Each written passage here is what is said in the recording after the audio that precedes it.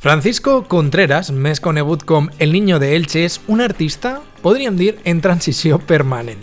Des de ben menut es va ficar en el món del flamenc i ja sabeu, concursos, penyes, tablaos, misses rocieres i, a més, ell sap el que és cantar durant 3 hores per a un japonès adormit.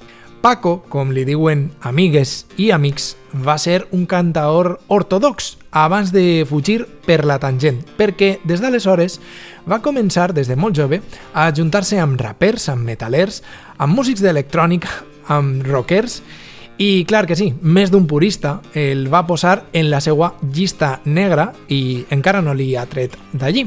Però tinc la impressió que a ell, a Paco, els haters no l'amoïnen. Els seus seguidors i seguidores sumen molt més. I nosaltres tenim el goig, avui, de donar-li la benvinguda a Please Play. Hola Paco, benvingut a Please Play. Moltes gràcies, un placer. És un goig tindre't així perquè amb tu parlem d'un artista que ha fet tantes coses ja, Paco. Són incontables, no són comptables encara els discos que has fet en solitari, tot i que en són molts, però incontables pràcticament les col·laboracions, àlbums inclús amb altres artistes, com per exemple Los Planetas. Has dirigit Festival de Flamenc, has participat en òperes, que estic ara recordant aixina de cap, obres de dansa contemporània, publicació de llibres. De veres et dic, Paco, que des de fora, els que seguim la teua trajectòria, imaginem un ritme de treball esgotador, però jo ja no sé, en este punt de la teua llarga carrera com a artista, si ho veus com un treball, o ho has vist com un treball alguna vegada, o si és senzillament una forma d'estar al món. Bueno, es que es difícil siempre encontrar la línea divisoria, ¿no?, entre lo que es la pasión por tu labor, ¿no?, tu labor artística, que tiene que ver también con tu vida, lógicamente, y claro que hay partes de trabajo. Ya sabes que trabajo, etimológicamente hablando, tiene que ver con la concepción de la tortura, pues yo soy más pro a entenderlo como una labor más que como un trabajo, ¿no?, por hacer esa diferencia. Entonces el arte vida, que tanto nos enseñaba John Cage, otra gente de las vanguardias, pues en mi caso pertenece a esa duda, ¿no?, de cuándo está la vida personal y cuándo empieza la laboral. No he sabido aún diferenciarla, ¿no? Por eso no tengo la sensación de tener un exceso de trabajo, como se suele decir hoy en día, ¿no? I per una altra banda, clar, has tocat tants pals i has fet tantes coses i continues fent tantes coses que la veritat és que t'has posicionat, o has dit la teua, que diríem així, de moltes coses. Has pres partit i has fet opinió de moltes coses mitjançant la teua obra, i això ha aconseguit eixe allau d'etiquetes i de tractar de posar-te dins d'etiquetes, i t'han dit de tot. Jo porto dies llegint al voltant teu i t'han dit espanyolista, antiespanyolista, t'han posicionat com a un gay descontrolat, però t'han dit que eres tota una amenaça per la teua visió de la teoria queer, per exemple, per descomptat, i esta ja ni te l'esmene, antiflamenc, per descomptat, que ja no sé com ho portes. Han passat molts anys d'estes picabaralles públiques. Tu com ho portes en este moment? Perquè jo suposo que ja, com dirien en Madrid, no has hecho callo, però molt de lluny, ¿no? Bueno, como ves, es un momento crucial para que estos posicionamientos prejuiciosos pues sigan aflorando. Yo creo que vivimos una sociedad, por una parte, liberada de muchas cuestiones, pero por una parte muy conservadora, sobre todo en relación con la etiqueta y en lo que se refiere a la necesidad de encasillar a todo tipo de artista desde su pensamiento, ¿no?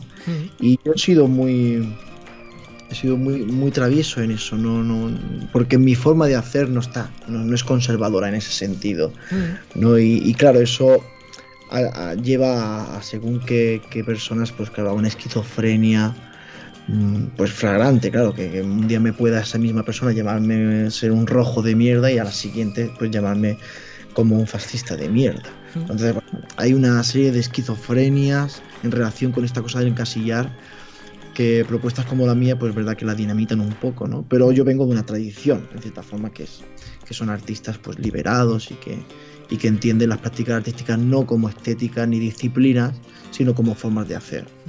Suposo que moltes coses encara estan des dels teus orígens, des de les teues arrels fins ara, però hi ha una que em crida l'atenció, que és inclús el nom artístic, Niño de Elche, un nom que a l'origen servia com per a posicionar-te dins d'un cànon, d'una forma de ser i d'una estètica al voltant de l'àmbit flamenc, i que tu has continuat. Suposa que en aquest sentit, no sé si per exemple, quan has treballat a Colòmbia i has fet gravacions o has estat a altres països, a molts països on has treballat, si encara et pregunten per què significa el teu nom o quines qüestions t'has trobat al voltant d'això de dir que eres d'una ciutat com Elche, al teu nom artístic. Mucha gente no sabe que Elche es una ciudad, pero lo preocupante no es que no lo sepan los colombianos, los bolivianos, los norteamericanos, los belgas. Lo preocupante es que no lo saben muchos españoles. Entonces yo siempre digo que Elche es una especie, en relación conmigo, una especie de ciudad fantasma, porque mucha gente me pregunta, niño de Elche, ¿de dónde eres? ¿No? Entonces, bueno, siempre intento explicar qué es Elche de una forma muy, muy cultural, por decirlo así, ¿no? Hablo de su gastronomía y hablo de sus expresiones artísticas como el Misteri de Elche, la Dama de Elche, o esta cuestión de las palmeras, el calzado, ¿no? Y yo creo que son las mejores banderas para hablar de una ciudad en la que nací, en la que me crié. Salí con 18 años, pero sigo lógicamente llevándola, nunca mejor dicho, a mis espaldas, ¿no? Porque me acompaña minuto tras minuto, claro, és una referència constante. Parlaven d'això, de que has viatjat molt i has fet moltes coses arreu del món, no només com a creador, sinó també inspirant-te. I ara portem un temps, més d'un any, en el qual això de viatjar i els moviments crec que se'ns ha aturat, s'ha acabat durant un temps.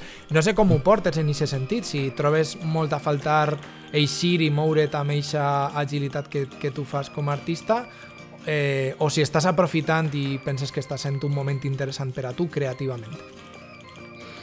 He intentado que la pandemia no me perjudique mucho, lógicamente me ha perjudicado y ha atravesado pues mi forma de vivir, pero por suerte después de 4 o 5 meses, tal vez un poco menos, pude emprender mis viajes, ¿no? Y entonces he estado en Francia, he estado en Alemania, bueno, he estado en algunos países de Europa, y después por España sí he estado viajando más o menos, pues como habitualmente lo hacía, más o menos, ¿no? Pero con una incertidumbre terrible y sobre todo con la sensación de cuando llegas al escenario, pues entender que has pasado un viacrucis de pruebas, de presiones de las instituciones sanitarias, ¿no? Del miedo de las instituciones culturales a cualquier, pues diríamos, salida de tono de la prensa en relación con cualquier problemática sanitaria. Bueno, ese miedo es constante. Lo que más me perjudica, sin duda alguna, es el toque de queda. Creo que es lo que más me fastidia, ¿no? No poder tener una libertad de movimiento como estábamos acostumbrados. Eso es lo que realmente más me ha afectado, ¿no? Más allá de las muertes, lógicamente, y de la enfermedad, pero en un sentido personal, eso, ¿no? I hi ha una pregunta que és una pura curiositat, Paco, que és la qüestió de la fi del turisme a curt termini, d'un canvi de model en aquest sentit en un país com Espanya, i per a mi és una tentació no preguntar-te per la qüestió dels tablaos flamencs, que estan tan condicionats a algunes ciutats a allò del turisme, sobretot internacional. És cert que tu has evolucionat molt al llarg de la teua carrera, però no sé si imagines com pot ser la realitat d'aixòs tablaos flamencs que estan comercialment enfocats al turisme en una situació com esta. No sé si hi ha un impacte molt directe i si el tens controlat. Ha sido un impacto muy directo, claro, y yo siempre les animo a los dueños y dueñas de los tablaos de flamenco, que yo recordemos que he estado 10 años trabajando en los tablaos, o sea que me los conozco bien, la sociología y las lógicas laborales de esos territorios, de esas instituciones. Les animo a que hagan una reconversión y ofrezcan cultura y flamenco de calidad, como el que ofrecían, pero a unos precios asequibles para la mayoría de gente que vivimos en España, ¿no? Lo que no puede ser es que paguen lo que pagan a los artistas y sigan queriendo cobrar unas entradas de un dineral bestial, ¿no? Entonces, cuando los veo llorar o los escucho quejarse, pues claro, escucho muy poca autocrítica por parte de ellos, entonces entiendo que que deben de empezar por ahí, y a partir de ahí pues podrán encontrar las instituciones públicas algún foro de entendimiento y de ayuda, pero mientras tanto no tengo mucha empatía con sus sugerencias. Ho entenem perfectament la reflexió. Com a artista, no t'agrada que et definisquen com un artista d'avantguarda, sinó que jo crec que estàs més còmode amb la idea d'un artista contemporani o del seu temps. Però no sé si precisament aquest fet de l'experimentació pot ser el gran públic estem tan poc acostumats que ens costa diferenciar entre contemporani i avantguarda fins on arriba cadascuna de les coses, i tampoc t'agraden molt les etiquetes perquè tampoc t'agraden molt. Però en aquest sentit, com et consideres tu? Un artista d'un altre temps? Un artista contemporani? Bueno, artista contemporáneo soy porque, claro, todo artista es contemporáneo, no se puede escapar de eso. Si entendemos lo contemporáneo como una estética concreta, sumergida en unas ciertas tendencias, ¿no? Pues no me considero tanto eso, no. Vanguardista, que se significaría ir por delante, pues tampoco, no. Yo muchas veces voy por detrás, ¿no? Pero es que la realidad no es tan lineal, ¿no? No es la mirada adelante, la mirada atrás, el futurismo, el presente, el pasado. El arte rompe la cuestión de los tiempos, ¿no? Y eso es lo maravilloso. Por eso arte del siglo XII nos sigue fascinando. Y bueno, la cuestión temporal, las prácticas artísticas por suerte las rompe. Entonces mirar las prácticas artísticas desde ahí me parece que, bueno, pertenece a su tiempo para catalogar según qué tipo de movimientos artísticos, pero que no nos enseñan nada de lo que realmente es el funcionamiento del arte. Doncs parlem d'això precisament, d'aquesta revisió cap enrere de les arrels, de les tradicions, perquè més enllà del teu nom, i tenint molt en compte el teu nom, és curiós que bona part de la contemporaneïtat i de la modernitat en la música més exitosa té a veure amb aquestes mirades cap enrere. Pense aixina de cop a repent amb Sílvia Pérez Cruz, pense en Maria Arnal i Marcel Vallès, en aquesta mirada cap enrere i cap a l'avantguarda pot ser, Rodrigo Cuevas. No sé si salvant les distàncies amb alguns d'estos noms o en uns altres, quins són ara per a tu gent que t'agrada i que t'està influint en este moment i que siguen contemporanis?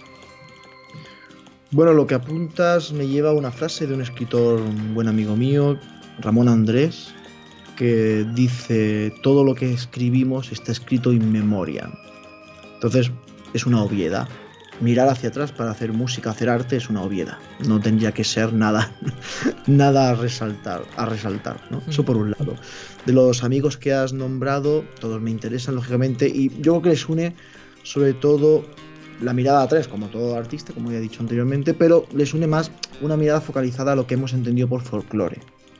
Sí, ¿no? Entonces todo eso tiene una mirada al folclore del territorio donde viven o donde se han criado.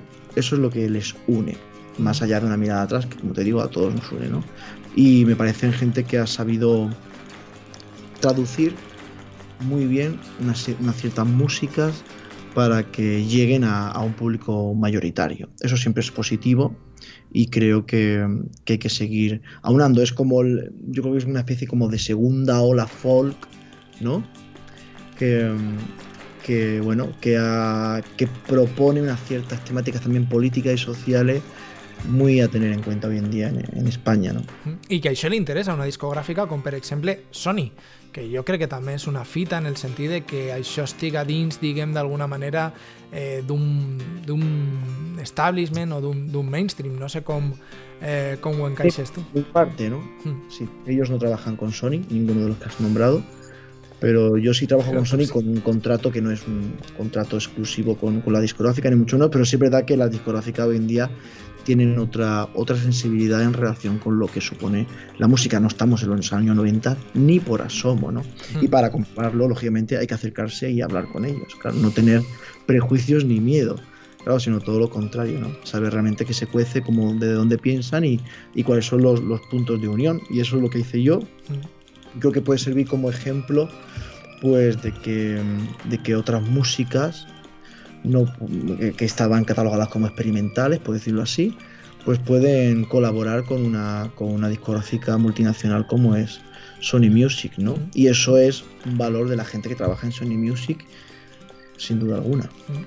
I arran de tot això, d'esta part ja més de música més popular, més mainstream, per què no dir-ho així, estàs darrere, o al costat, o en paral·lel, del major èxit, si no és Pigolat Jomanament, que ha tingut fins ara Zetangana, que és molt a dir, perquè jo crec que aquesta col·laboració que vareu fer, Tu me dejaste de querer, porta 105 milions de reproduccions i pujant, he vist per ahir.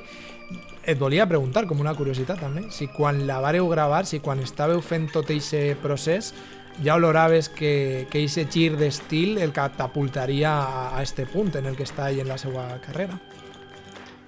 Yo hice la colaboración con Antón, pues como he hecho las dos, sin pensar mucho y guiándome por su intuición y por la amistad que nos une. Sí, después toda esta cosa del pensar más allá, pues claro, no pertenecen a mis lógicas de acción, ¿no? Y es lo que aprendo con Antón y todo su equipo.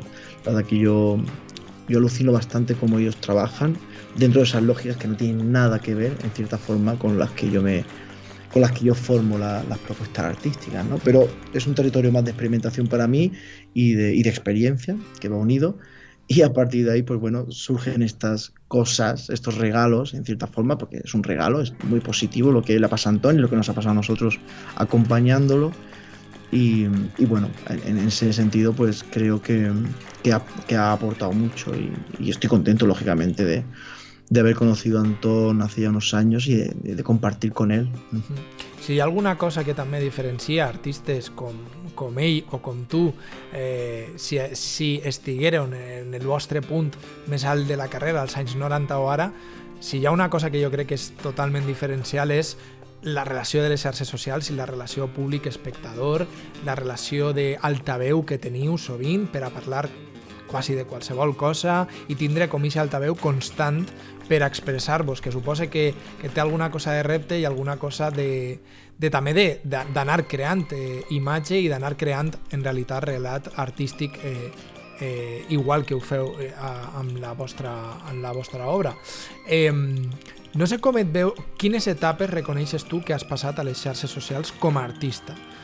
No sé si has tingut grans crisis, ho has deixat durant un temps, has tingut temps de tindre una programació, un calendari, res de tot això, totalment compulsiu, reflexiu. Quines etapes reconeixes tu en aquest sentit? Las primeras etapas muy impulsivo, ¿no? Tenía que ver también con mis posicionamientos más izquierdistas, ¿no? Después, claro, esa constante briega, como decimos en castellano, ¿no? Esa constante incitación al debate y al conflicto, al confrontamiento, pues llega un momento que me cansó muchísimo y dejé Twitter. Después Instagram me aburrí muchísimo porque aparte Instagram te exigía una serie de mecanismos de imagen que no tenían tampoco que ver mucho con mi trabajo. Y bueno, empecé a hacer esta cosa de los memorándum, de crear textos, y me sirve mucho para después crear los libros que voy escribiendo. Y bueno, pues una relación un poco así, voy, vengo. No soy un artista que se fija mucho en las redes. Instagram me funciona, Facebook la he dejado un poquito de madre, y Twitter tonteo un poco con ellas, pero bueno, amor-odio, ¿no? Pero sí es verdad que sobre todo la gran diferencia fue pues de ese niño de Elche más partidista o más izquierdista, ¿no? Mucho más contestatario, por decirlo así, en un sentido más banal de la concepción de la cuestión política, a ese niño de Elche pues más reflexivo y más relacionado pues con otras preocupaciones artísticas, ¿no? Què queda d'aquest niño d'Elche izquierdista, més pot ser polèmic, més bròfec, més dur, o més impulsiu, ho has dit tu, més impulsiu? Queda alguna cosa o creus que és una etapa que ja està totalment passada? Izquierdista també has dit. Sí, bueno, lógicamente me queda ese espíritu anarquista, ¿no? Que también entronca con la concepción liberal, ¿no? Y todo este mundo. Eso siempre está, eso es lo que a mí más me atrajo de la izquierda, diríamos, ¿no? De la izquierda entendido, que también hablar de la izquierda es muy, muy complejo, pero por entendernos, ¿no? Y ya después, claro, a partir del mundo anarquista y y también de otros amigos relacionados con la religión y con la filosofía, pues también ha llegado pues bueno, esta cosa del pensamiento crítico, ¿no? Eso es lo que yo he aprendido siempre del mundo anarquista y el mundo liberal y de la religión y de los filósofos, ¿no? Y eso es lo que a mí en los últimos tiempos me lleva a otros territorios. O sea, también artistas que he trabajado en el arte contemporáneo, en el cual el pensamiento es muy importante para desarrollar según qué cuestiones, ¿no? No soy tan impulsivo en ese sentido ahora, tan impulsivo, pero bueno, claro, según me compares, pues puedo seguir siendo muy impulsivo. Claro, es que todo esto, tú ya sabes, que según con quien me compares, y como estamos en un mundo tan políticamente correcto, ¿no? Tan dormido en según qué cuestiones, pues claro, es que ya pensar críticamente, cambiar de opinión constantemente, ponerte en duda, pues genera más preguntas que respuestas, pues eso se sigue leyendo como alguien radical. Claro, eso es lo terrible. I et parlem, estem tenint esta conversa, Paco, des de la Ràdio Televisió Pública Valenciana, tot i que siga un programa de pantalles, però revisant eixa trajectòria també a les xarxes, perquè sovint ens provoques pensaments que jo crec que són molt interessants, estiguem més d'acord amb uns o amb altres. Un dels temes que et vas pronunciar no fa molt va ser al voltant de l'apropiacionisme cultural y amb un tuit. El tuit era el següent. Dies, hay que llevar cuidado en reivindicar... és de fa no res, del 7 d'abril, o sea, fa uns dies. Hay que llevar cuidado en reivindicar los folclores y hacer del orgullo autonómico bandera cultural. De ahí al nacionalismo local o provinciano, al proteccionismo y al victimismo supuestamente periférico, hay un paso. Clar, llegim este tuit i estem així, en la Ràdio Televisió Pública Valenciana. Jo volia demanar-te si t'haver vist fer una decodificació, o què t'estava passant a tu pel cap, o quin cas en concret et passava pel cap, o què et preocupa en realitat en aquest sentit a fons d'això, del suposat o que es poguera fer un nacionalisme local o provincià perquè siga una amenaça per a la societat. Venía precedido por unos tweets de unos amigos que reivindicaban a una serie de grupos que hablan, bueno, grupos indies de jóvenes que reivindican a su ciudad y que ya en sus canciones está un poco expuesta esta nostalgia posmoderna de el bar de la esquina se lo han quitado, ya no tenemos a la tienda de al lado por comprar los tomates, con este tipo de nostalgia localista, provinciana, un poc barata també de vegades, conservadora, por supuesto, ¿no? Y claro, de ahí al proteccionismo, que siempre lo relacionamos con la ultraderecha, pues no hay gran diferencia, digamos, conceptual, ¿no? Entonces muchas veces cuando, y esto también lo hemos hablado con muchos de los compañeros de los que nombraba antes, ¿no?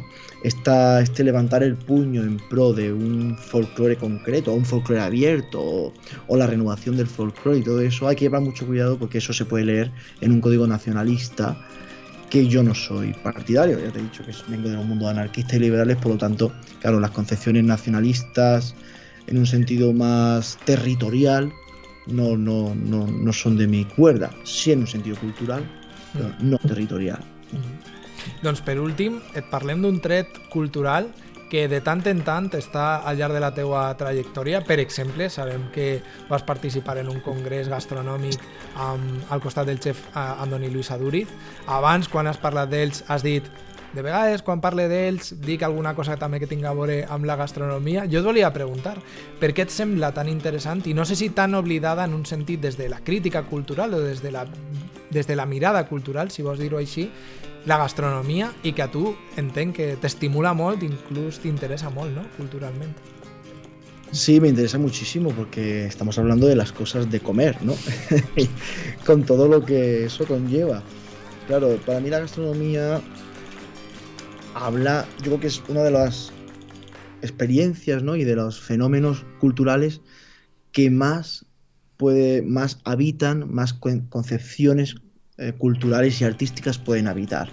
Lo estético, el gusto, el olor, ¿no? Las relaciones personales, el pensamiento, la filosofía, el tiempo, ¿no? El compartir, ¿no? La creatividad. Bueno, hay una cantidad de cuestiones que se dan en la gastronomía que yo creo que la hacen uno de las artes más importantes de las que tenemos hoy en día, ¿no? Y por eso yo me inspiro muchísimo. Claro, Andoni es un maestro, sin duda alguna, no solamente de la acción del cocinar, sino del pensamiento, ¿no? Del cocinar, ¿no? Y hay muchísimas cosas que nos unen, ¿no?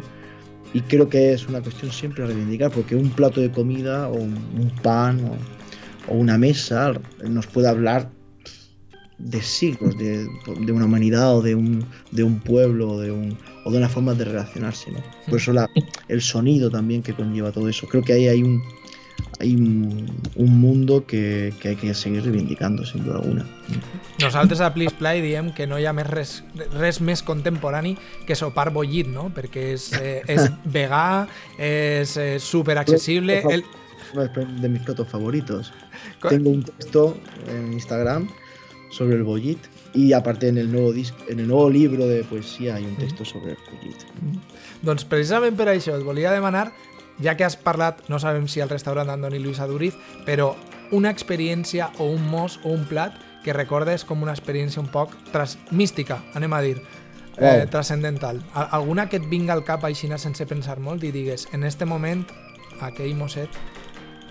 Bueno, si la relaciono con Valencia, que es una ciudad que me he recorrido muchísimo para comer y eso, pues la última vez así que aluciné en Valencia fue en un viaje que veníamos, no recuerdo de dónde, pero veníamos en coche y paramos en Sagunto a comer una paella, así como una cosa rápida, y fue que, bueno, recordé que se paró el tiempo. Sí, cuando suceden esas cosas, ¿no? Me vas de gira y no sabiendo lo que me era una especie de cabaña pequeña, no recuerdo el nombre. Uh-huh. Sí, noté que se paró el tiempo. Y la última vez que estuve en Valencia también comí un arroz que me dio un amigo, también en un sitio que era una cabaña. Uh-huh. También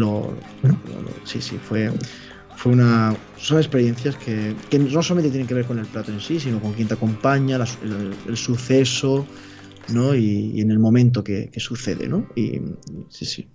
Totalment. Doncs, Paco, moltíssimes gràcies per estar en Please Play. Ha sigut un goig de parlar de cultura, de gastronomia. Hem fet un repàs molt per damunt perquè fas tantes coses i ens interessen tant que volíem tindre esta xerradeta amb tu. Ha sigut un goig, Paco. Moltíssimes gràcies. Igualmente, un placer, de verdad, un placer. Gràcies. Adeu. Adeu.